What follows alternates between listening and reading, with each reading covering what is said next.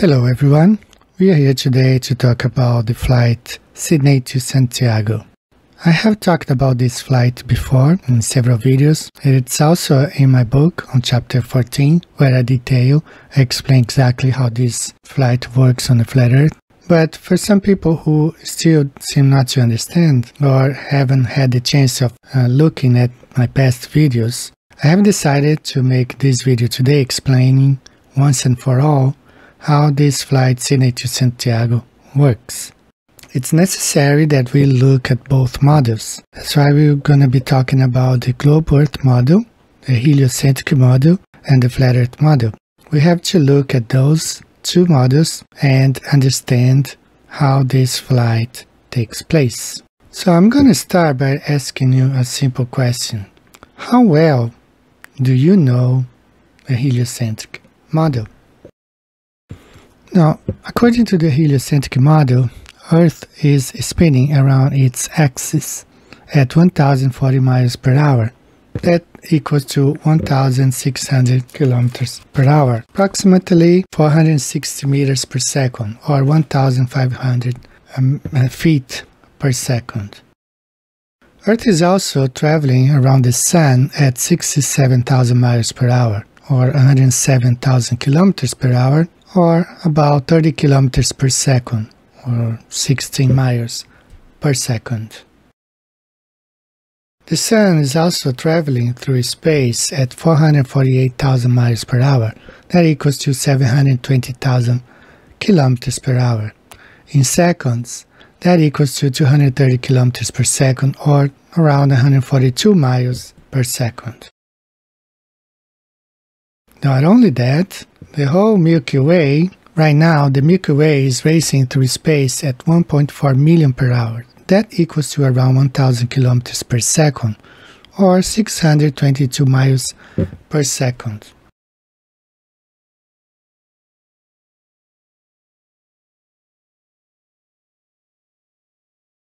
So we put it all together, and this is how it would look like on the heliocentric model. All these four movements are taking place at every second.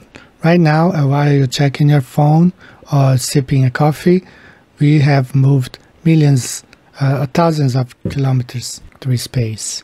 Now just imagine that in the midst of all of this, an airplane is flying upside down on the bottom of a spinning globe that's going through the universe at 1,000 kilometers per second, or 1.4 million miles per hour. Kind of difficult to understand, but this is what they say. It's happening right now. So we're going to have to look at other details as we examine this flight.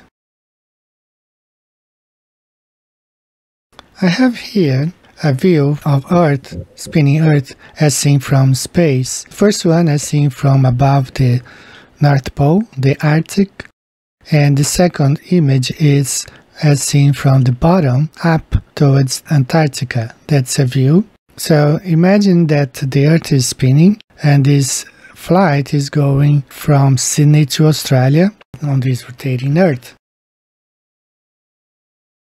Let's imagine that someone is in space looking at back through the rear view on the flight as the airplane is flying from Sydney to Santiago. Remember that the Earth is spinning. So someone in space would be able to observe the spin of the Earth and the airplane flying from Sydney to Santiago. According to the website, this flight takes 13 hours and about 30 minutes. I have rounded up to 13 hours, and just as I did with the flying over the North Pole video, we're gonna equal each hour 1 second. Every hour is gonna be counted as 1 second. So the Earth will be rotating for 13 seconds. Let's see, that's where the airplane is right now, where it will start. Let's see where it will end at the end of 13 seconds. So let's start the clock right now. So as you see, each second equals to 1 hour of flight. Earth is spinning. The airplane was in Sydney, but Sydney is rotating with the Earth. So at the end of 13 seconds, that's where Sydney is at this moment. So if you think about it, the airplane almost arrived at the same point in space where it took off. So the actual flight path of this airplane after 13 hours equals to this. It doesn't really make much sense, but this is what you have to believe it happened, according to the heliocentric model. Beyond that, adding to this, remember that the whole Milky Way is racing through space at 1.4 million miles per hour. If you do the math, 1.4 million miles per hour times 13 hours of flight, at the end of this flight, this airplane moved through space 18,200,000 miles. So that's why I asked at the beginning this question. How well do you know the heliocentric model? Because I didn't know that, and I have come to understand that to believe in the heliocentric model takes a leap of faith. You have to believe those things are happening because there are no evidences that any of these movements are taking place, as we're gonna see next. Now, do you feel the rotation of the Earth, or do you feel any of these movements? An expert would come along and claim inertia. Inertia comes from, it's a Latin word. There are some advantages of speaking Latin language like I do, because you can understand the root of the word, where it comes from. So inertia literally means inactive, means not moving. If they say that you don't feel you're moving because of inertia, they really means you don't feel you're moving because you are not moving. You are inactive. Earth is inactive. Same thing with the word gravity, which is a Latin word that means weight. Comes from the Latin gravitas. So these people play with words, and as I believed the heliocentric model most of my life, I have seen some of dishonesty from the people who defended the heliocentric model. I believe they use a lot of dishonesty doing so.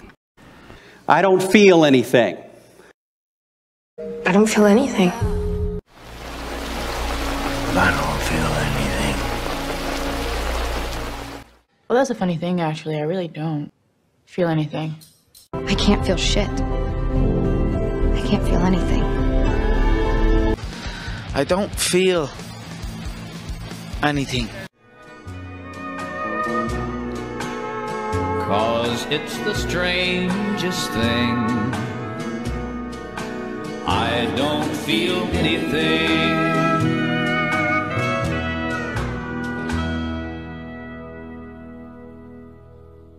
Now the experts will come to you and they will tell you, they will compare the movement of the Earth to being inside a moving train or an airplane. The expert will tell you, well, when you're inside the train, you throw a ball out and the ball falls back into your hands. That's their explanation why we don't feel anything. They compare being on the surface of the Earth as being inside the train or an airplane.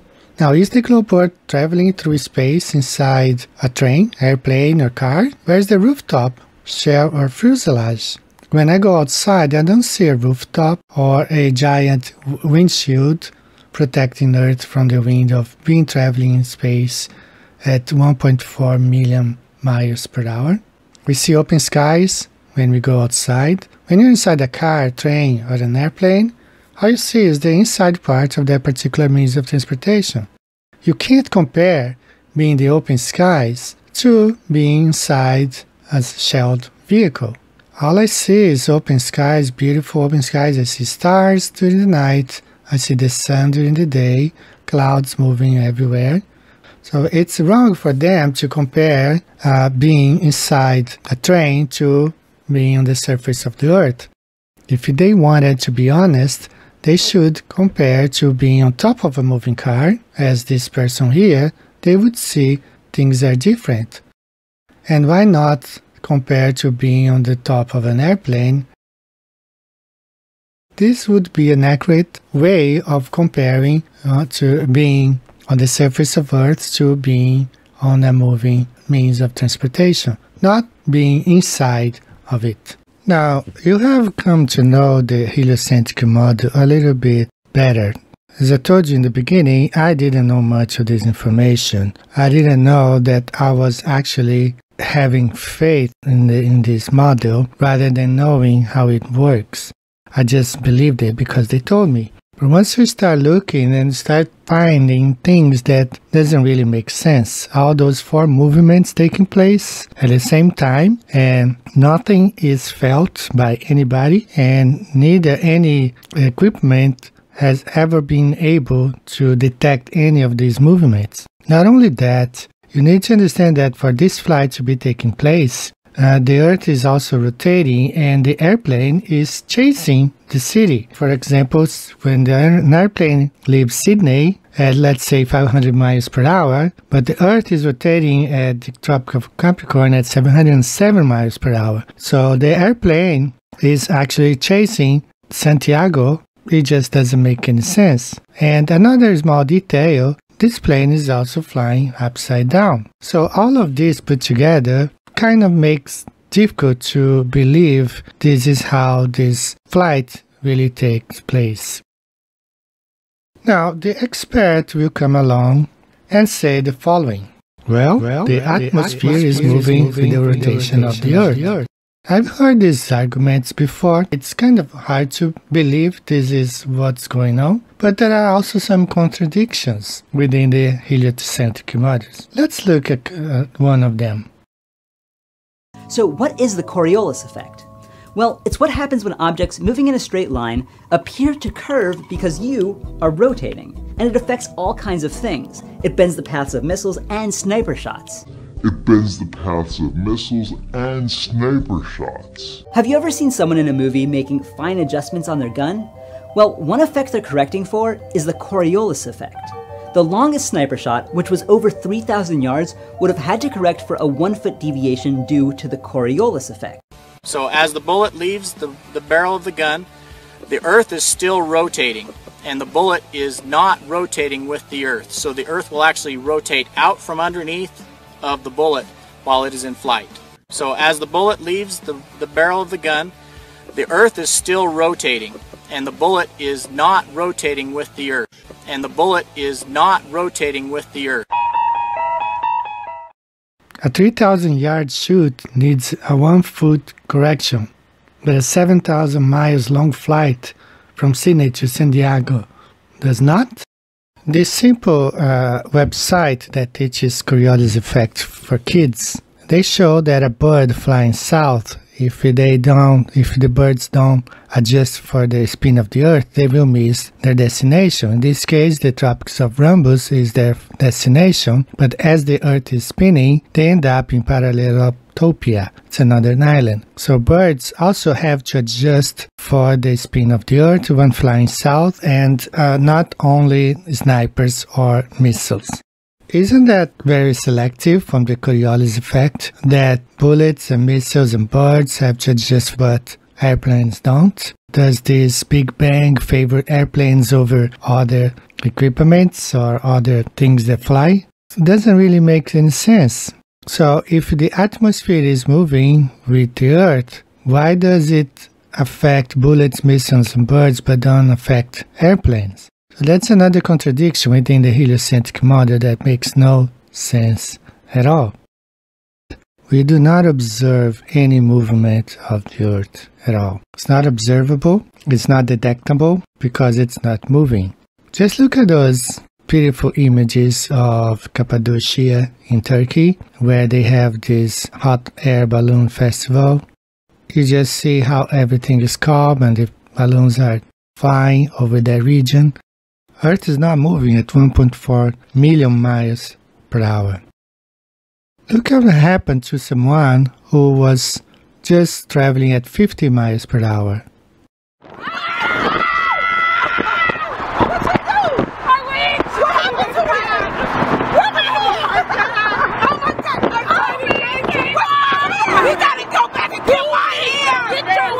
And this car at only 70 miles per hour.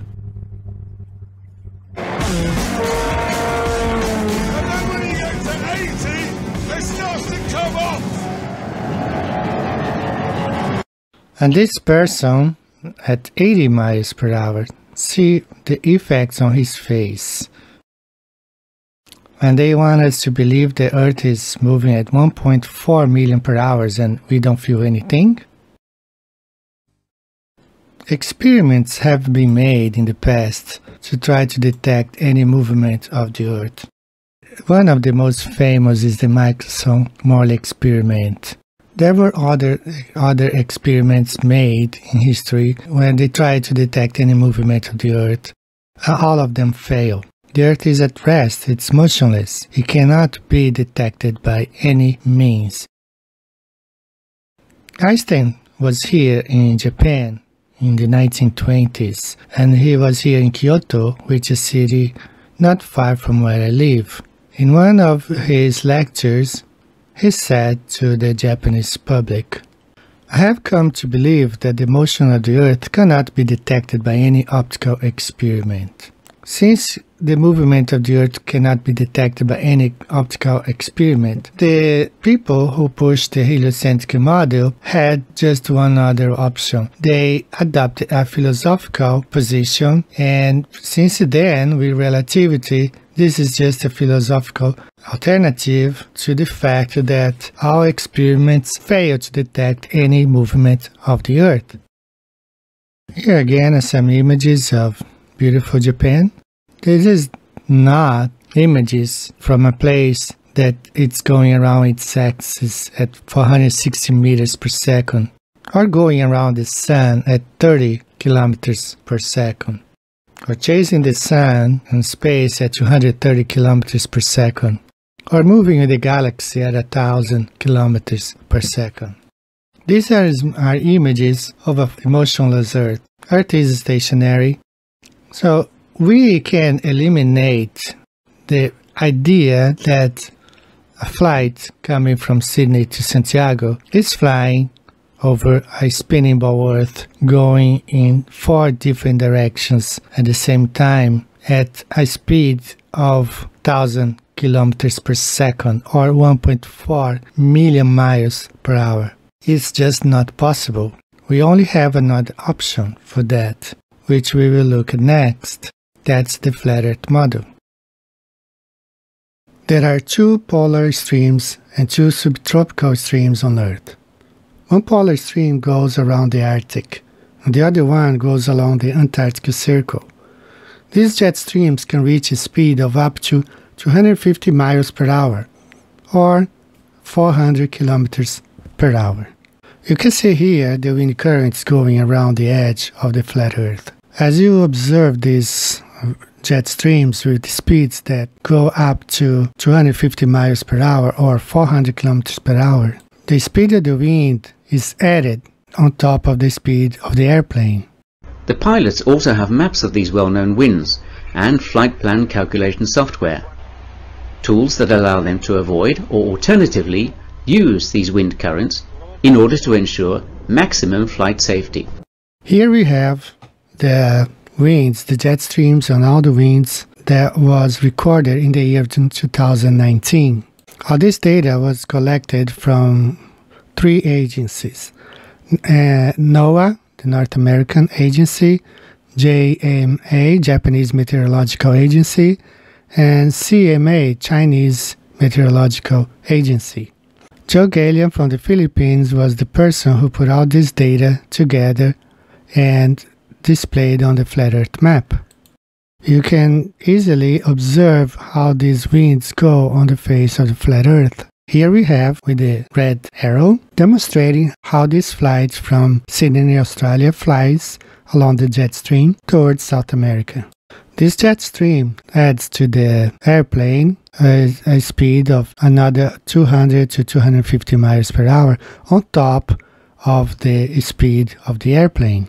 And there is no danger to the pilot, to the passengers, or to the aircraft, because the airplane is not flying against the wind currents. It's flying with the wind currents, being carried along with the wind currents. The same way, when flying back from South America towards Australia, there is also a jet stream and the airplane flies with it. When Max Egan flew from South America towards Australia, his compass favored the flat Earth map.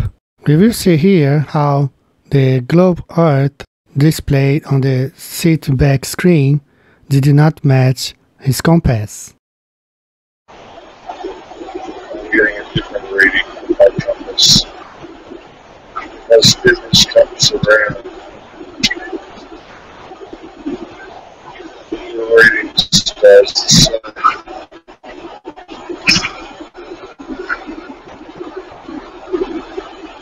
So they're giving me a reading of northwest. They're giving me a map direction of northwest. But on my compass, I'm getting a reading to southwest.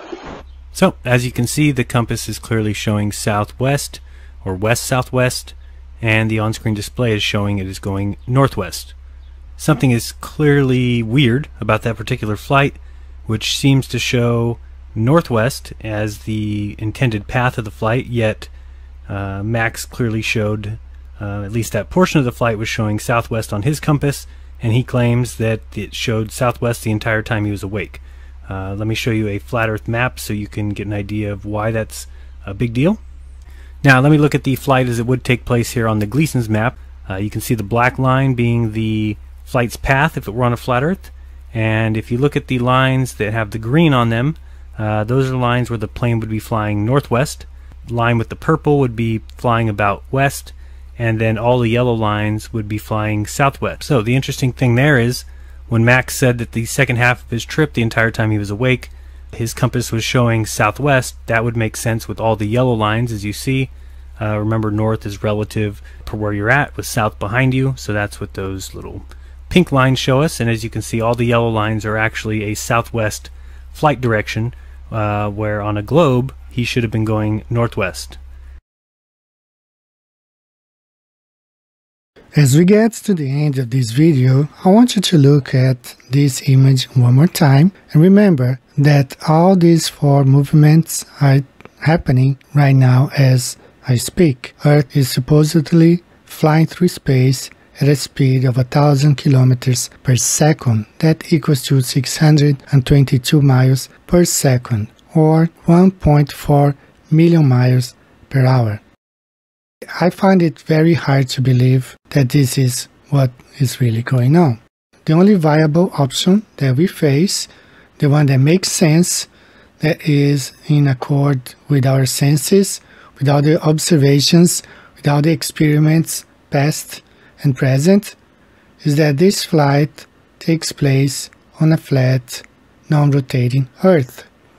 It makes sense when we looked at the flight paths on the flat Earth. It makes sense to our day-to-day experiences. The only obvious conclusion is that we are not living on a spinning ball Earth. We live on a flat, non-rotating Earth, as it is in accord with our senses, with common sense, with experiments past and present, and with our day-to-day observations. Earth is flat and stationary. Flights from Sydney, Australia to South America fly along the jet stream, and it flies over a flat, non-rotating Earth. Nobody's flying upside down when flying from Sydney to South America. Thank you very much. See you next time. Bye-bye.